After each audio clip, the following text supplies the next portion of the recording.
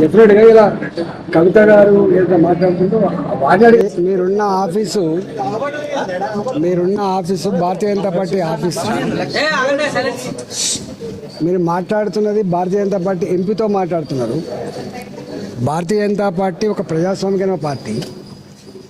భారతీయ జనతా పార్టీకి straight fight తప్ప street fight ఉండదు. భారతీయ జనతా పార్టీ అని చేస్తే నేరుగా చేస్తారు తప్ప ఈ కుట్రలు కుతంత్రాలతో కూడిన రాజకీయాలు చేయదు.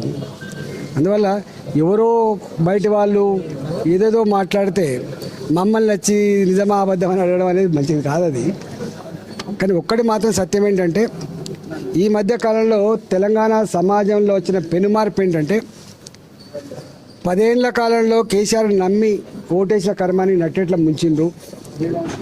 10 నెలలకే రేవంత్ రెడ్డి సర్కారు కూడా మమ్మల్ని నిండా ముంచింది.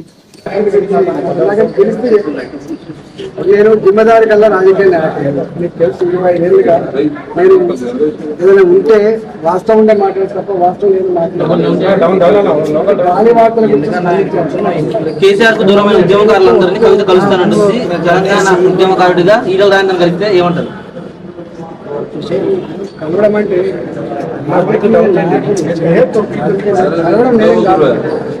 అది ఏ పార్టీలలో ఉండని ఏ రాజకీయాలు ఉండని నాయకుల మధ్య మాట్లాడుకొని నిరపకంచలేసి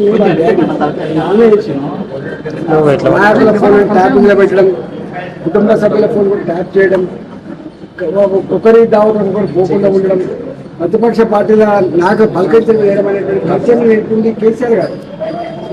దాన్ని కొనసాగిస్తున్నట్టు రేవంత్ రెడ్డి. కాబట్టి నేనంటున్నాను నోటి నుంచి కొట్టాలి.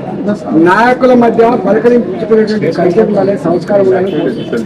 నన్ను ఎవరు అడిగేది కేసీఆర్ గారిని మూడు వెళ్ళిపోతే నా మూడు వెళ్ళిపోతే దండం పెడతా అని చెప్పాను. సంస్కారం.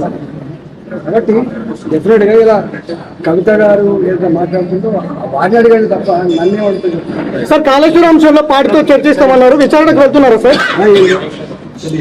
కాళేశ్వరం విషయంలో పార్టీతో చర్చిస్తామన్నారు. 50 సార్లు చెప్పిన కాళేశ్వరం విషయంలో తప్పకుండా పార్లమెంట్ సభ్యుడిగా, ఇవాళ పార్లమెంట్ సభ్యుడిగా, ఆనాడు టిఆర్ఎస్ పార్టీలో ఉన్న మంత్రిగా నా బాధ్యత.